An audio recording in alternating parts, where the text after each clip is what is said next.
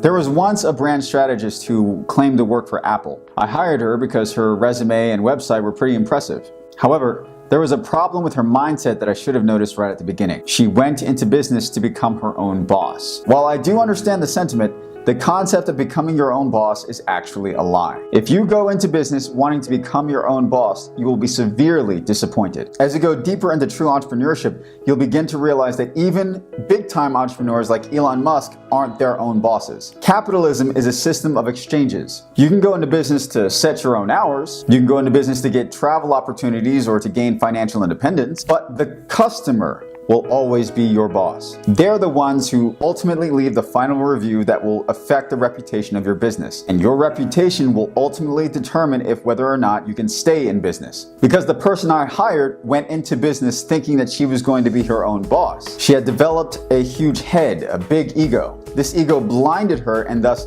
inhibited her from delivering genuine value to me as her client. She did not last long with me, nor did she last long on Upwork. In all of capitalism, it's the buyer who has the true power. They are the true bosses of every entrepreneur. It doesn't matter how big your business is. Even if Elon Musk fails to put smiles on his customers' faces, he will eventually go out of business. We who buy cars from Tesla are Musk's bosses. We have more power than even the investors who have the power to strip him of his CEO position. Why? Because the entire return that his investors are waiting for to begin with start with us, the consumers. To ensure that he creates his cars in a manner that I desire, Elon has to get to know me as a customer. However, he doesn't actually know me as an individual. So how can he effectively market a product or service to me and convince me to buy from him? How can he speak to me with his marketing in a way that I would respect, understand, and respond to?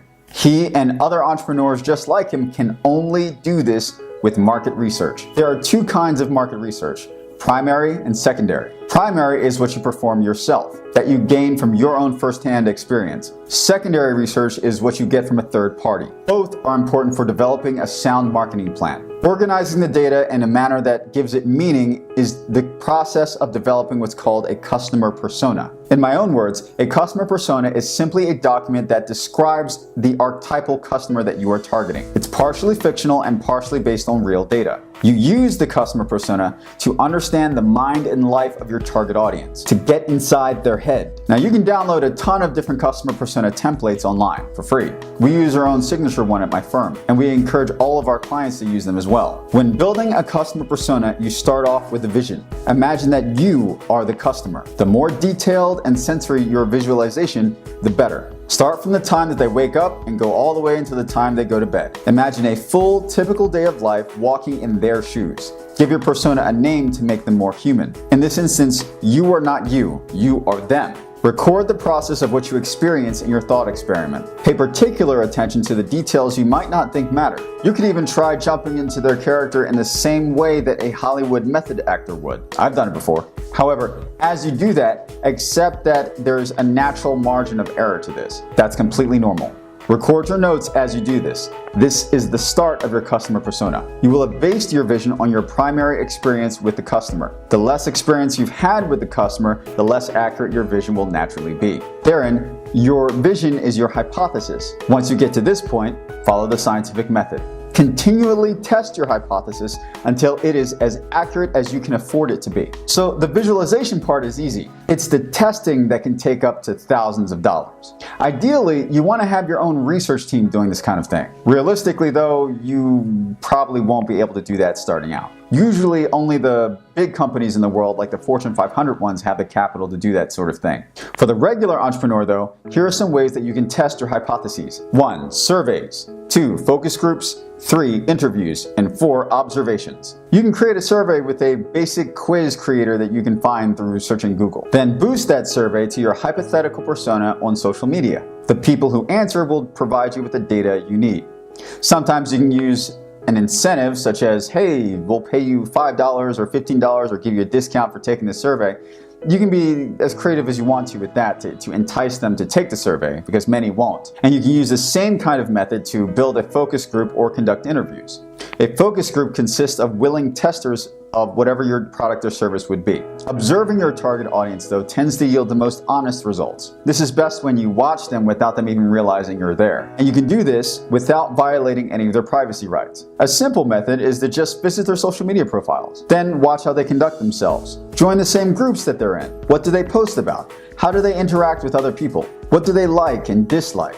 And what does that tell you about their character, their pain points? This is all primary research. Use the data that you extract to modify your hypothesis until it's as close as possible, as close as you can get it to reality. I paraphrase Sherlock Holmes. Don't change the facts to suit your theories. Change your theories to suit your facts. Use your primary research to develop your hypothesis into an actionable theory. Then verify your theory with secondary research. This would come from a third party, such as Pew Research Center. Look up credible articles and statistics online to get a more macro understanding of your audience. Both forms of research are important. This is because of your epistemic limitation. Your epistemic limitation is a matter of your own human limits to sense what is around you. Your ability to touch, taste, feel, see, and hear. Because you're a mortal being and not a god, your primary research will only cover but so much. So keep in mind that the people that you research yourself may be outliers to the statistical rule. If that's the case, then if you base your marketing strategy on the outlier to the statistical rule, you'll likely fail. Unless, of course, you're trying to target the exceptions to the rule in order to break into a specific niche. You can use your customer persona to scale an entire marketing team. With at least one, your content writers will know exactly how to write ads and such to speak directly to whomever it is that you're targeting. Graphic designers will understand which images to choose, how to modify them with which color scheme, etc., and why. There is no limit to how many customer personas you should have. Develop as many as you need to accomplish whatever marketing goal you desire.